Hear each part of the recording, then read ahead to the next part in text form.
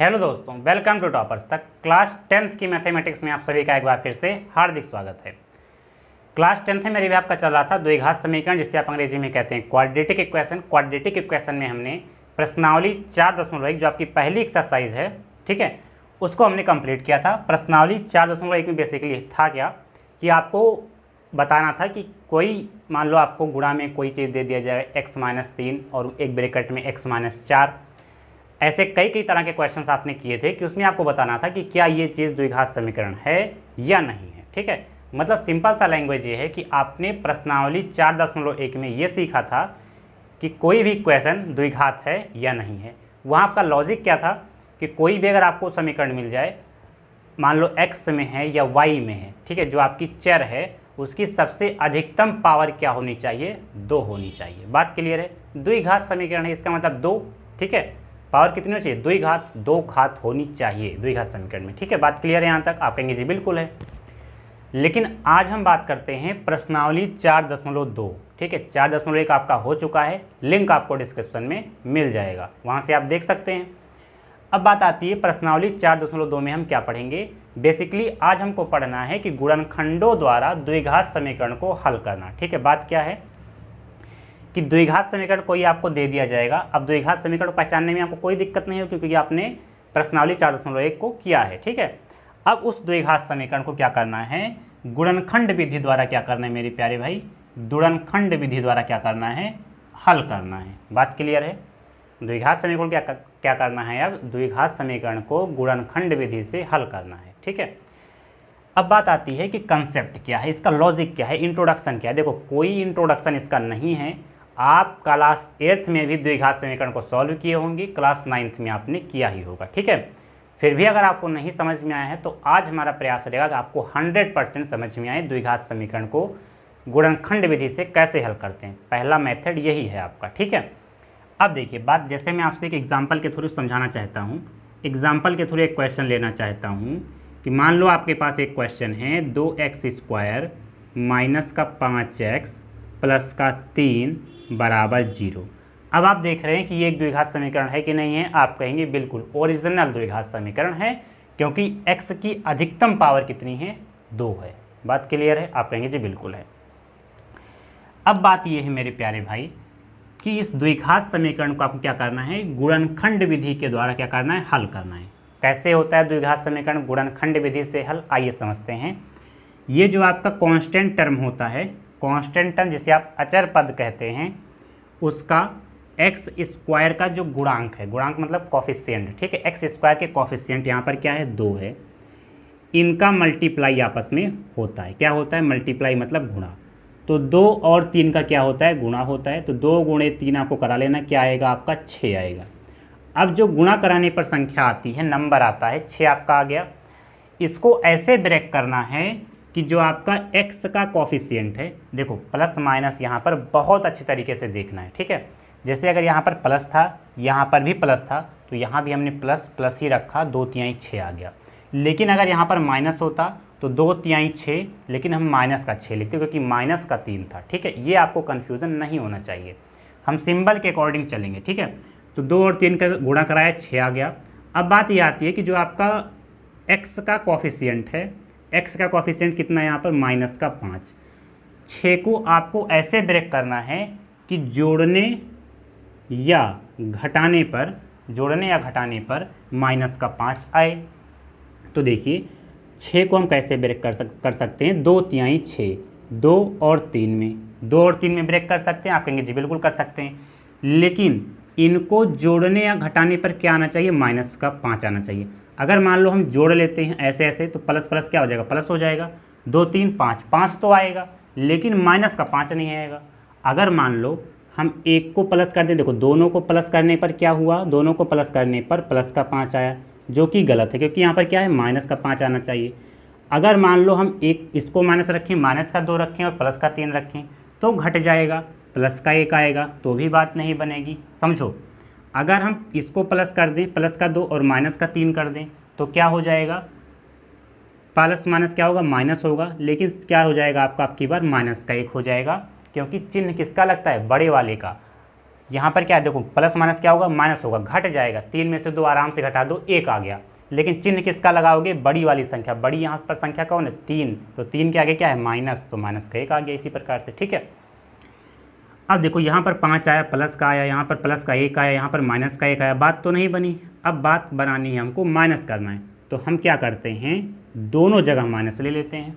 दोनों जगह माइनस लेंगे तो माइनस माइनस क्या होता है, प्लस होता है, 2 3 क्या होगा, 5 होगा। लेकिन चिन्ह किसका लगेगा, बड़े वाले का। लेकिन बात दोनों जब माइनस का है तो माइनस का ही चिन्ह तो आएगा, अलग से कहाँ चिन्ह आ जाएगा। ठीक है, तो इसलिए दोनों को हमें माइनस रखना पड़ेगा, तब हमें क्या मिलेगा, माइनस का 5 मिलेगा। ठीक है, इसका मतलब ये हो गया कि आपका जो 2x² है ये आपका ऐसे रहेगा समीकरण। ठीक है, माइनस का जो 5x है इसको हमने ब्रेक किया किसमें, माइनस के 2x में, क्योंकि यहाँ पर क्या x है तो x चलेगा, माइनस का 3x में, और ये कांस्टेंट टर्म प्लस का 3 है, आपको ऐसे लिखना पड़ेगा, और बराबर एक किसके हो गया, 0 के हो गया। बात क्लियर है, यहाँ तक कोई तकलीफ नहीं। ठीक है, देखो अब आपके दिमाग में आएगा, हमने -2 -3x क्यों लिखा, -2x -3x लिखा, हम -3 पहले -3 लिख दें फिर -2 लिख दें, कोई तकलीफ नहीं है। चाहे आप -2 -3 लिखो या -3 -2 लिखो, कोई तकलीफ नहीं है। ठीक है, जैसे आपको सुविधा पड़े। अब मेरे प्यारे भाई देखो, 2 का आपको पेयर लेके चलना है। अब यहाँ से देखो कॉमन क्या मिल रहा है, यहाँ से आपको 2 और x कॉमन मिल रहा है, तो बचेगा क्या, 2x कॉमन ले लोगे तो यहाँ से x बचेगा, और यहाँ पर क्या बचेगा, कुछ नहीं बचा तो 1 बचा, तो क्या हो जाएगा, माइनस का 1। देखो यहाँ से माइनस के 3 कॉमन मिल रहा है, यहाँ माइनस कॉमन मिल रहा है और 3 भी कॉमन मिल रहा है, तो यहाँ पर क्या बचेगा, x बचेगा।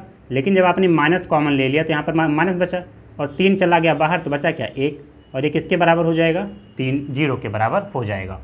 देखो यहाँ x -1 क्या है, कॉमन मिल रहा है, तो ऐसे लिख लो x -1। ठीक है, बचा क्या, यहाँ पर अगले ब्रैकेट में आपको लिखना है 2x, और यहाँ पर क्या बचा, माइनस का 3।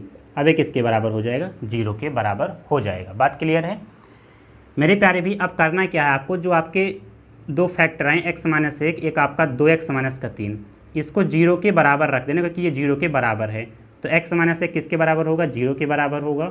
और जो आपका 2x -3 है ये भी किसके बराबर होगा, 0 के बराबर होगा। ठीक है, तो यहाँ पर -1 है, इक्वल के उधर जाएगा, प्लस का 1 हो जाएगा, मतलब x बराबर कितना आ गया, 1 आ गया। और यहाँ जब आप देखेंगे तो 2x -3 है, बराबर के उधर जाए कितना आ जाएगा, प्लस का 3 हो जाएगा। और x बराबर कितना, यहाँ पर गुणे में है, तो बराबर के जब उधर जाएगा तो ये भाग में हो जाएगा, ये आपका आ गया 3/2।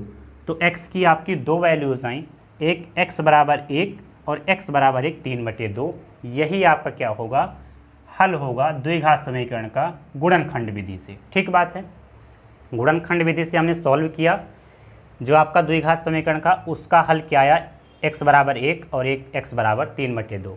कभी भी आपको द्विघात समीकरण मिलेगा तो उसके 2 हल अवश्य होंगे, 2 मान आने चाहिए, एक मान 1 आया, एक मान 3/2 आया। बात क्लियर है। तो इसी प्रकार से आपको हर एक क्वेश्चन जो आपके बुक में दिया गया है प्रश्नावली 4.2 में, आपको हर एक क्वेश्चन को सॉल्व करना है। ठीक है मेरे प्यारे भाई, तो ये एक छोटा सा हमने एग्जाम्पल के थ्रू आपको समझाया, आपने इसको बहुत अच्छे समझा होगा, ऐसा आशा करता हूँ मैं। ठीक है, अगर आपने थोड़ा सा दिक्कत आपको हो रहा है तो एक बार वीडियो को आउट बैक करें और फिर से देखें, तो आपको बहुत क्लियरिटी से समझ में आएगा।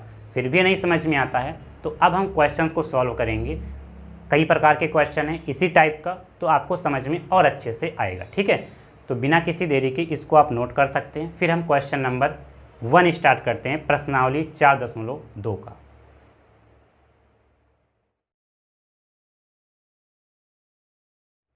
आइए दोस्तों, प्रश्नावली 4.2 को शुरुआत करते हैं। प्रश्नावली 4.2 का स्टेटमेंट क्या है, पढ़ते हैं। गुणनखंड विधि से निम्न द्विघात समीकरणों के मूल ज्ञात कीजिए। ठीक है, मूल ज्ञात करने का मतलब यह है हल करना, चाहे मूल ज्ञात करना कहे, चाहे हल करना कहे, चाहे मूल ज्ञात करना कहे, बात एक ही है। ठीक है, बात क्लियर है। अब देखिए क्वेश्चन मैंने 2 ले लिया है। ठीक है, अब कह रहा है कि निम्न द्विघात समीकरणों के मूल ज्ञात कीजिए, जो आने वाले क्वेश्चंस हैं उसमें यही काम करना है सभी क्वेश्चन में। ठीक है, तो पहला क्वेश्चन आपका है कि मैंने 2 क्वेश्चन लिया है और दोनों को सॉल्व करते हैं एक साथ, जिससे कि आपको बहुत अच्छे तरीके से समझ में आएगा। ठीक है, पहला क्वेश्चन कह रहा है मेरे प्यारे भाई कि x² -3x -10 बराबर 0 एक बार मैं क्वेश्चन देख लेता हूँ फिर से कि क्या क्वेश्चन आपका यही है, बिल्कुल यही है, ठीक है। मैंने आपको कहा था कि गुणनखंड विधि से जब भी आप सॉल्व करेंगे, कैसे सॉल्व करेंगे, मैंने आपसे कहा था जो आपका कांस्टेंट टर्म है इसको देखना है, फिर आपका जो एक्स स्क्वायर का कोफिशिएंट है, यहाँ पर तो एक्स स्क्वायर कोफिशिएंट उस तरह से नहीं लिखा गया, लेकिन जब कुछ भी नहीं है तो एक है, कांस्टेंट टर्म का एक्स स्क्वायर के कोफिशिएंट से क्या होता है, गुणा होता है, ठीक है। क्या हो जाएगा, इन दोनों का गुणा हो जाएगा आपस में, तो एक गुणे, देखो एक क्या है, प्लस में है, प्लस में लिखेंगे, लेकिन जो आपका 10 है वो माइनस में है, तो माइनस का 10 लिखेंगे सिंबल के साथ, चिन्ह के साथ, तो एक गुणे माइनस का 10 कितना हो जाएगा, माइनस का 10 हो जाएगा। इसमें कोई तकलीफ नहीं है आपको, ठीक है। अब देखिए मेरी प्यारी भाई, जो आपका माइनस का 10 आया उसको आपको ऐसे ब्रेक करना है, ऐसे ब्रेक करना है कि x का जो गुणांक है वो आए। x के गुणांक का मतलब ये जो माइनस का 3 है, x का गुणांक कितना है, माइनस का 3, ऐसे ब्रेक करना है कि माइनस का 3 आए, x का गुणांक आ जाए।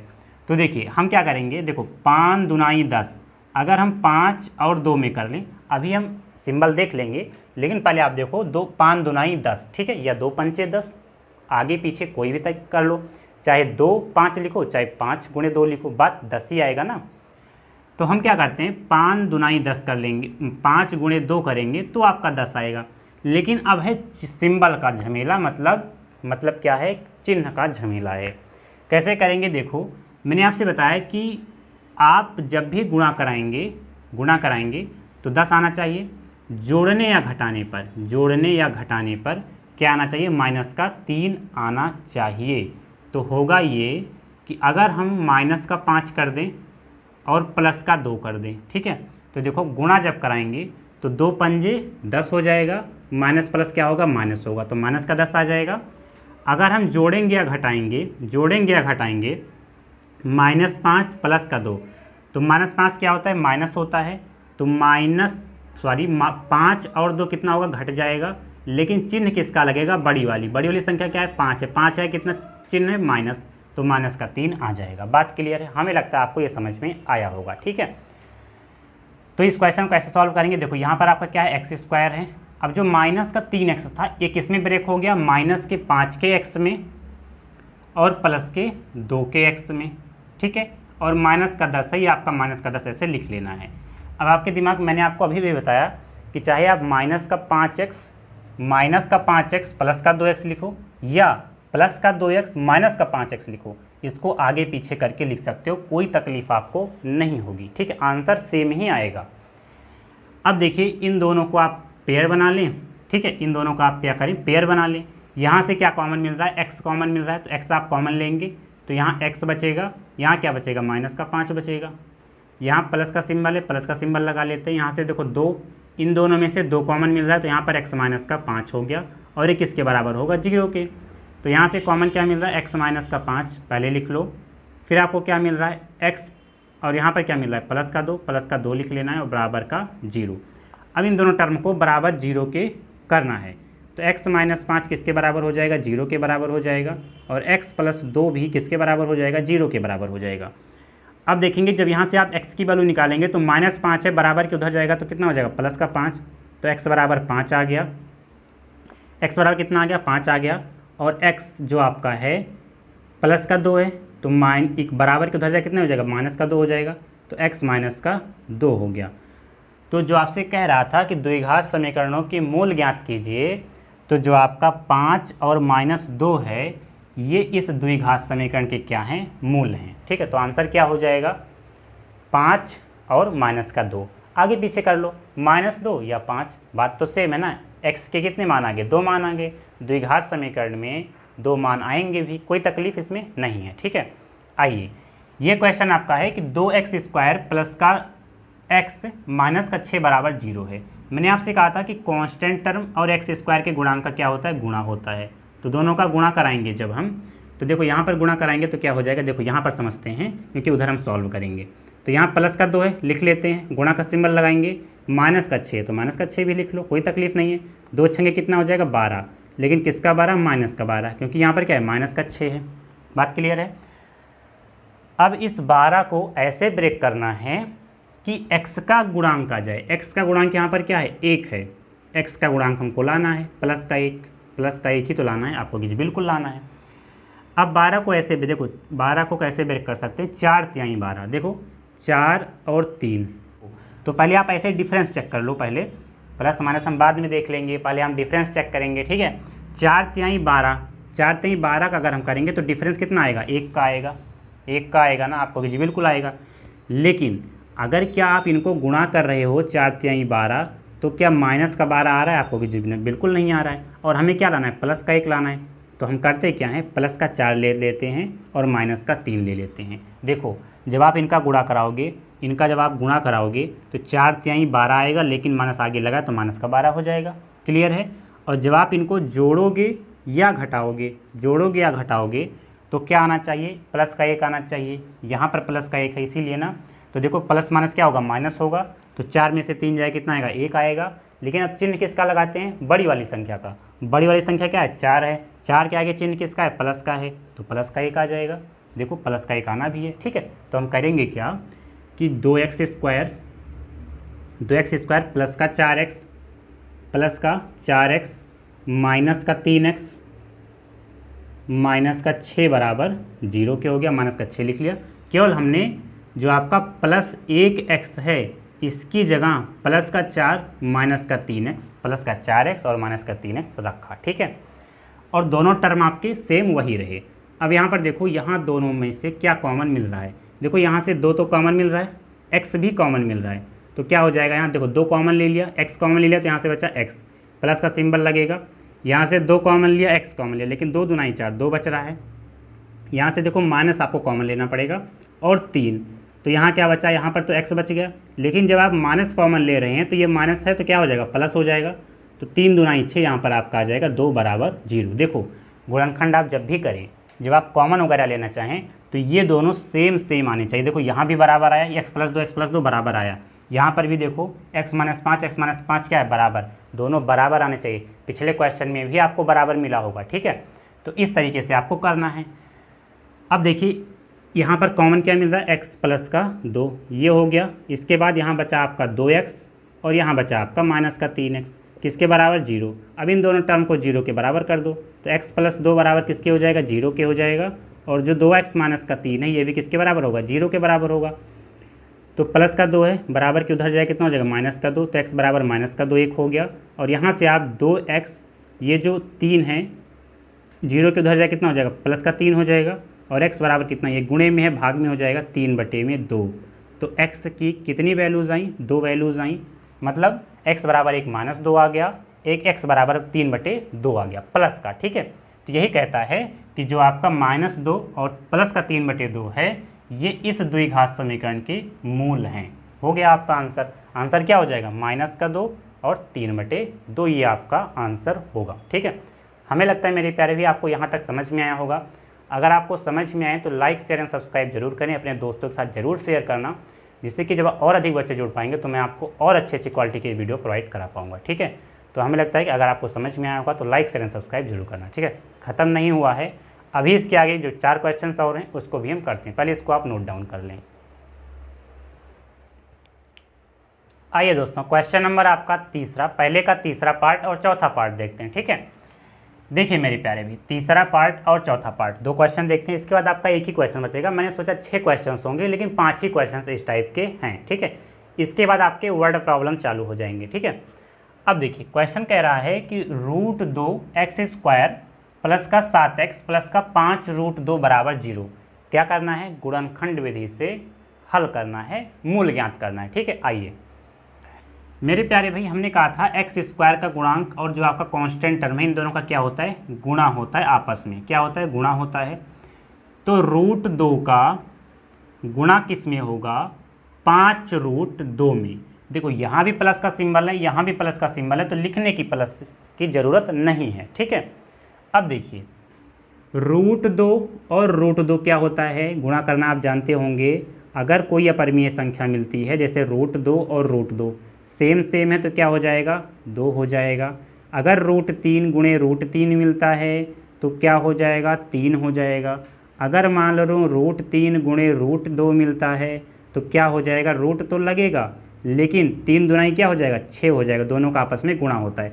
लेकिन इससे अभी हमको नहीं मतलब है। अभी हमको मतलब है कि अगर √2 गुणे √2 मिल गया तो क्या हो जाएगा, 2 हो जाएगा। ठीक है, तो यहाँ आपको क्या हो गया, देखो √2 क्या हो गया, 2 हो गया। 5 पहले से था तो 5 गुणे 2 क्या हो गया, 10। मतलब क्या हो गया कि x² के जो गुणांक था √2 और जो कांस्टेंट टर्म था 5√2 उसका हमने गुणा कराया तो क्या आ गया, 10 आ गया। अब मेरे प्यारे भी 10 को आपको ऐसे ब्रेक करना है कि जोड़ने या घटाने पर क्या आना चाहिए, प्लस का 7 आना चाहिए। देखो ये x का कॉफिशिएंट आना चाहिए प्लस का 7। तो बहुत आसान है,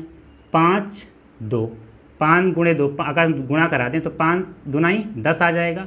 दोनों जगह प्लस रहेगा तो यहाँ भी प्लस ही आएगा, 5 दूनाई 10 हो गया। और अगर हम क्या कर दें, 7 लेकर आना है तो यहाँ भी प्लस कर दो, यहाँ भी प्लस कर दो। जोड़ने पर 5 2 क्या हो जाएगा, 7 हो जाएगा, कोई तकलीफ नहीं है।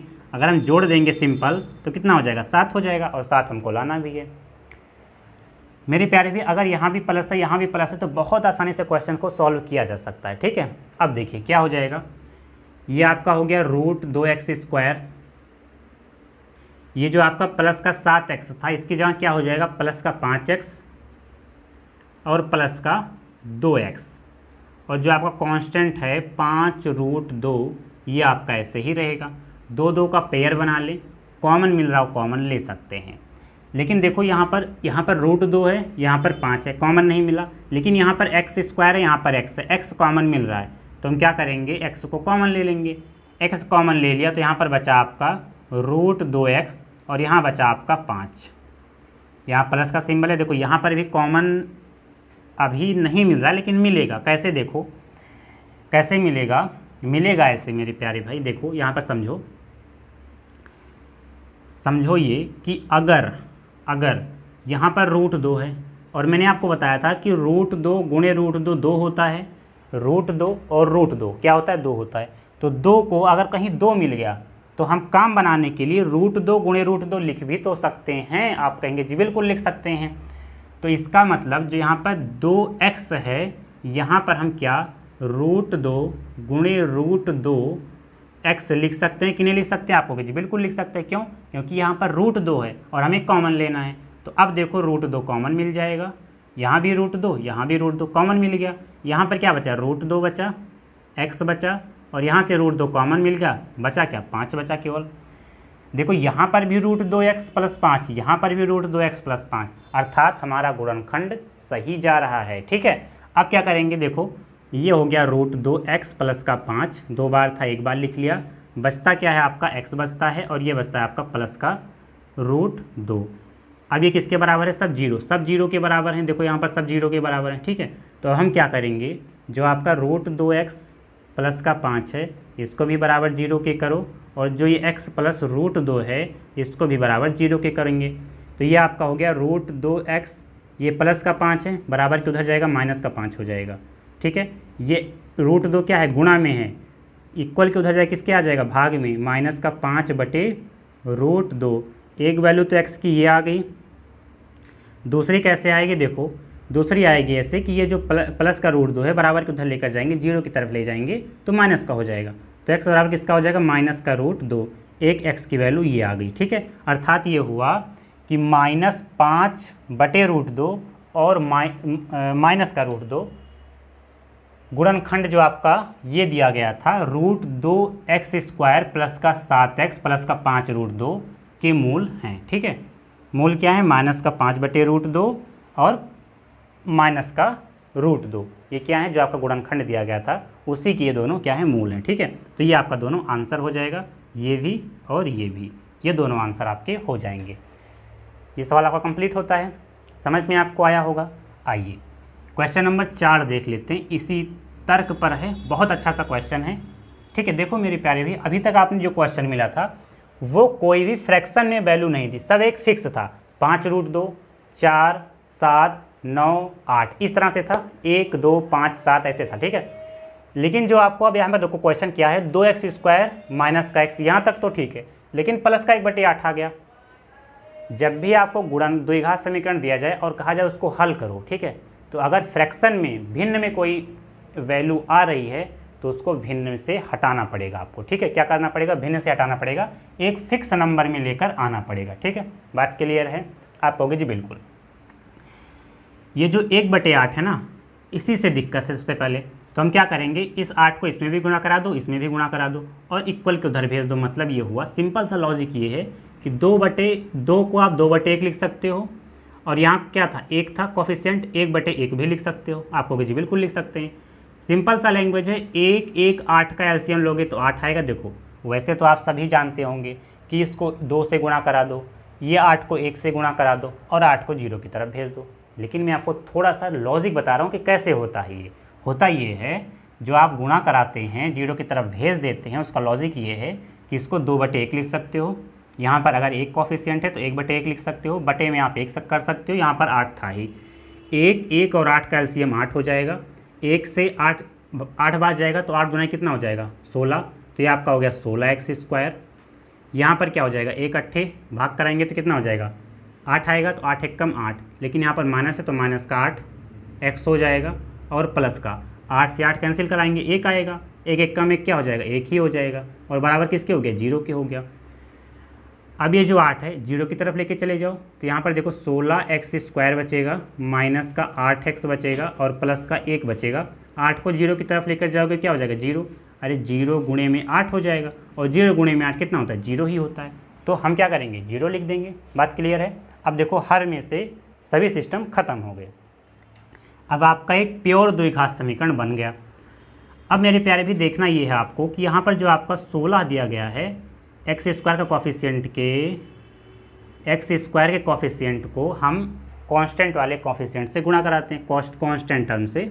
तो 16 1 कम क्या हो जाएगा, 16 गुणे में 1 जब आप कराएंगे तो 16 हो जाएगा। यहाँ भी प्लस था, यहाँ भी प्लस था, इसीलिए क्या हो गया, प्लस का 16 हो गया। अब इस 16 को आपको ऐसे तोड़ना है कि 8 आए, x का कॉफिशिएंट आए, ठीक है। तो देखो अभी माइनस प्लस देख लेंगे, लेकिन अभी देखो 4 चौके 16, 4 और 4, अगर हम 4 गुणा 4 कराएंगे 4 चौके 16 ही आएगा। लेकिन मेरे प्यारे भी माइनस का 8 लेकर आना है, तो यहाँ भी माइनस लगा दो, यहाँ भी माइनस लगा दो। अगर गुणा भी करोगे तो भी 16 पे कोई इफेक्ट नहीं पड़ेगा। देखो अगर दोनों का गुणा कराओगे तो माइनस माइनस क्या हो जाएगा, प्लस का हो जाएगा, और 4 चौके 16, और प्लस लिखा नहीं जाता तो कितना हो जाएगा, 16 हो जाएगा।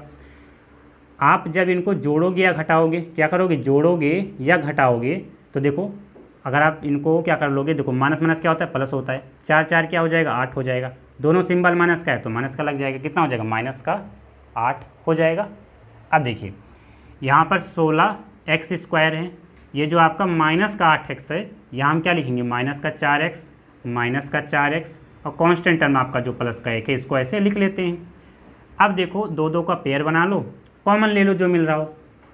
अगर कॉमन नहीं मिल रहा है, अगर मान लो कोई टर्म में कॉमन नहीं मिल रहा है, तो वहाँ से कॉमन क्या होता है, 1 कॉमन होता है, ठीक है। अब देखिए यहाँ से 4x आपका कॉमन आ जाएगा, तो 4 चौके 16, यहाँ पर 4 बचेगा, यहाँ से 1x कॉमन तो x बचा, यहाँ माइनस 4x आपने पूरा कॉमन ले लिया तो बचा क्या, 1 बचा। यहाँ से देखो कुछ कॉमन नहीं है ना, लेकिन -1 कॉमन है, कुछ कॉमन नहीं तो -1 कॉमन है, तो ये आपका आ जाएगा 4x माइनस का 1 बराबर 0। दोनों बराबर हैं, अर्थात आपका गुणनखंड सही है। तो 4x माइनस का 1 में लिखना है, और दूसरा 4x माइनस का 1 में लिखना है, ठीक है। बात क्लियर है, यहाँ तक आपको कोई तकलीफ नहीं है। एक बार देख लेते हैं, हाँ ठीक है, ठीक। अगर मान लो हम गुणा भी कराएं तो 4 चौके 16x² हो जाएगा, ये आपका माइनस का 4 माइनस का 4x माइनस का 4x माइनस का 8x हो जाएगा, माइनस का 8x हो जाएगा। 1 1 कम 1, माइनस माइनस प्लस, ठीक है, कोई तकलीफ नहीं, आपका गुणनखंड एकदम सही है, ठीक है। अब इन दोनों को x के बराबर कर दो, इन दोनों के क्या करो, x के बराबर कर दो। तो ये आपका 4x माइनस का 1 किसके बराबर हो गया, 0 के बराबर हो गया। ये भी 4x माइनस का 1 किसके बराबर हो गया, 0 के बराबर हो गया। यहाँ से 4x बराबर कितना हो गया, 1, देखो 2। तो यहाँ पर भी आप देख सकते हो 4x बराबर कितना हो जाएगा, 1 हो जाएगा। तो यहाँ से जब आप x की वैल्यू निकालोगे तो x बराबर क्या हो जाएगा, 1/4, और यहाँ पर भी जब आप x की वैल्यू निकालोगे तो x बराबर कितना हो जाएगा, 1/4।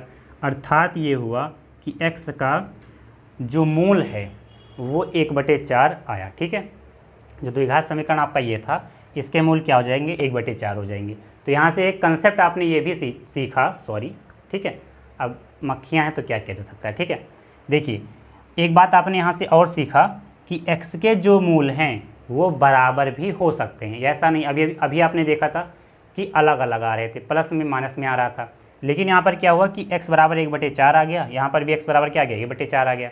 तो एक बात आपने सीखा कि x का जो मान है मतलब मूल हैं, ठीक है, जो आपके द्विघात समीकरण के मूल हैं वो बराबर भी आ सकते हैं, इसमें कोई आपको तकलीफ नहीं होनी चाहिए, ठीक है। तो इसको आप नोट कर सकते हैं। आइए दोस्तों, क्वेश्चन नंबर आपका कौन सा है 5 नंबर, जो कि गुणनखंड विधि से निम्न द्विघात समीकरणों के मूल ज्ञात कीजिए, इस स्टेटमेंट का लास्ट क्वेश्चन है। इसके बाद आपके क्वेश्चंस मिल जाएंगे प्रॉब्लम वाले, वर्ड प्रॉब्लम जिसे आप कहते हैं, या स्टेटमेंट टाइप के क्वेश्चंस आपको मिलेंगे, ठीक है। तो वो हम नेक्स्ट क्लास में सॉल्व करेंगे, मतलब दूसरे दिन, ठीक है। देखिए ये क्वेश्चन आपके लिए होमवर्क रहेगा, एक क्वेश्चन आप होमवर्क में करेंगे तो बहुत अच्छे से समझ में आपको आएगा, ठीक है। ये क्या है आपका HW मतलब होमवर्क रहेगा। जैसा भी आपने पिछला क्वेश्चन देखा, क्वेश्चन नंबर 4, उसमें मैंने आपको बताया था कि x का जो मतलब मूल जो आपके आएंगे, जो मान आएंगे, अभी 2 मान तो आएंगे ही, श्योर है कि 2 मान आपके आएंगे। वो 2 मान अलग अलग भी हो सकते हैं और एक समान दोनों हो सकते हैं, मतलब बराबर। देखो अभी आपने देखा 1/4 1/4 आया था, तो x के मान जो हैं वो समान भी हो सकते हैं, ठीक है। बात क्लियर है, कोई तकलीफ यहाँ तक आपको नहीं होगी। आज की क्लास कैसी लगी कमेंट बॉक्स में आपको ज़रूर बताना है, अपने दोस्तों के साथ शेयर करना है, और अगर आप चैनल पर नए हैं तो चैनल को ज़रूर सब्सक्राइब करना है। आज के लिए बस इतना ही, थैंक यू।